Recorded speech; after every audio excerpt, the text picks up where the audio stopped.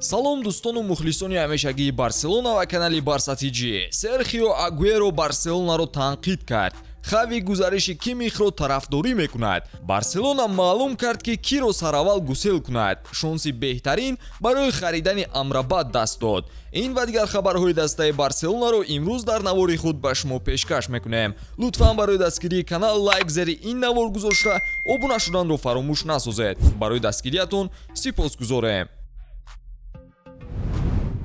дӯстон, ёдовар мешавем ки навори мо бо дастгирии ширкати 1x омода шудааст. ҳама гуна рақобатҳои футболиро маҳз бо хизматрасониҳои ширкати 1x ҷолибу диданӣ гардонед. дар 1x регистратсия осон ва пардохт аз тамоми гӯшаи канори дунё, вале муҳимтар аз он бонус то $100 дар аввалин пардохт бо промокоди TG Barsa. силкаи зарурӣ дар комментария. ба ҳама муваффақият. собиқ бозингари дастаи барселона ва мунтахаби аргентина Серхио Агуэро ки дӯсти наздики Лео Месси ба ҳисоб меравад, дар суҳбате чанде пеш қарори баровардаи Лео Мессиро дастгирӣ кард ва изҳор дорад ки бошгоҳи барселона корҳои заруриро барои бозгашти Лео накардааст. Месси нахост ки бе ягон дақиқият дар ин трансфер мунтазири пешниҳоди Барса бошаду дар охир дар нимароҳ бимонад ва ба қароре омад ки ба дастаи амрикоӣ Интер Майами пайвандад. биёед мебинем ки Агуэро дар ин бобат чиҳо мегӯяд. барселона барои бозгашти Лео кӯшишҳои лозимаро накард. бале, он ҷо мушкилоти иқтисодӣ бояд бо Ла Лига ҳаллу фасл мешуд, вале бо сабаби набудани ягон возеҳият дар ин бозгашт, Месси тасмим гирифт ки беҳуда мунтазири даста намонаду қарори ба дигар даста гузариш карданро қабул кард. ӯ намехост мисли соли 2021 дар нимароҳ монаду саросимавор қарор қабул кунад. гуфтааст ҳамлагари собиқи мунтахаби Аргентина дар интервюе дар шабакаи ESPN. ба назари шумо даста дар ҳақиқат бозгашти Леоро мехост ё ин ки не? ҳатман дар ин бора дар комментария қайд кунед.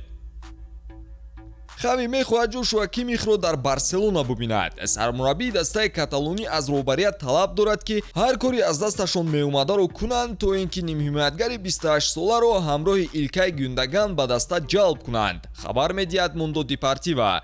хави Кимихро ҳадафи афзалиятноки трансферӣ дар ин тобистон мешуморад. мураббиёни Барса Ҷошуа Кимихро беҳтарин нимҳимоятгар дар бозори имсола ҳам аз ҷиҳати сину сол ва ҳам аз ҷиҳати таҷрибаи доштааш яке аз вариантҳои мутобиқ ба нақшаи даста мешуморанд. нилнориҳо мехоҳанд ки аз хоҳиши Кимих барои идомаи корномааш дар дастаи дигар истифода баранд.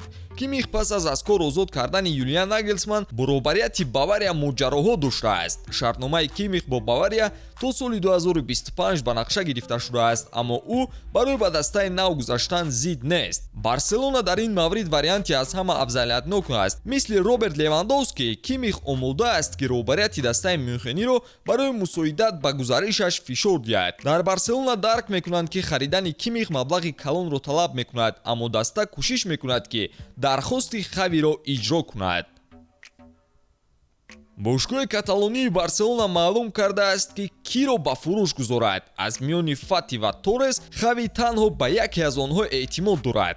барселона дигар нақша надорад ки Ферран Торресро ба фурӯш гузорад. хабар медиҳад рӯзноманигори Марка Луис Рохо. хави дар мавсими оянда ба ин ҳамлагар умед мебандад ва ба бозингари 23сола эътимод дорад. сармураббии даста боварӣ дорад ки ӯ натиҷаҳои худро беҳтар хоҳад кард. дар айни замон Барса бештар ба фурӯши Фати талош дорад, на ба Ферран. даста мефаҳмад ки рафтани Фати метавонад хеле фоидаовартар бошад ва дар мавсими оянда Ансуро бо Абде иваз кардан мумкин аст. дар ҳар сурат каталониҳо вазифа доранд ки дар ин тобистон ҳадди ақал як фурӯши калонро анҷом диҳанд. аз ин рӯ ё Фати, ё Рафиня, ё Ферран Торрес бояд Камп Ноуро тарк кунанд. гарчанде ки ҳеҷ яке аз ин футболбозон инро намехоҳанд. Ферран Торрес дар мавсими ба анҷом расида дар 45 бозӣ баромад карда 7 гол зада 3 ассист додааст. Ансу бошад дар ҳисоби худ 10 гол ва 4 партофти натиҷабахшро ба қайд гирифтааст.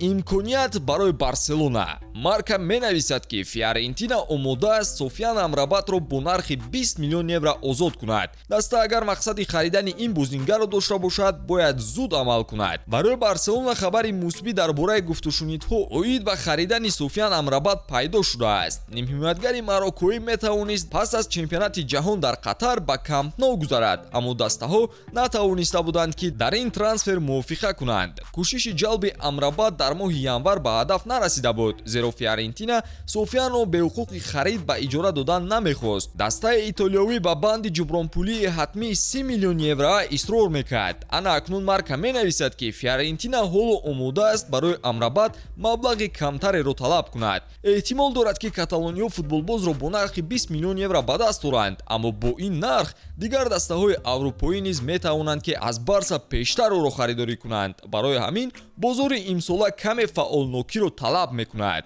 ба ҳамин тамом дӯстон, пайгири барсатиҷӣ бимонед ва аз хабарҳои ҷолиби дастаи Барселона сари вақт огаҳӣ пайдо кунед.